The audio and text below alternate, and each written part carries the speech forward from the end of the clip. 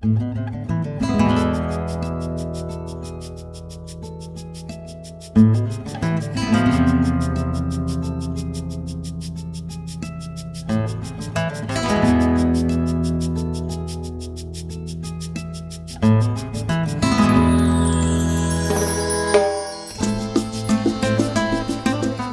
we're walking 18 kilometers from Fromista to Carrion de los Condes. Pilgrims who walk the whole route reach this area in about 17 days. Fromista and Carrion de los Condes have always been major stopping points for pilgrims on the Camino. Tonight we're staying at the Monastery of San Zolio, which has been turned into a hotel. The monastery was founded in the 10th century.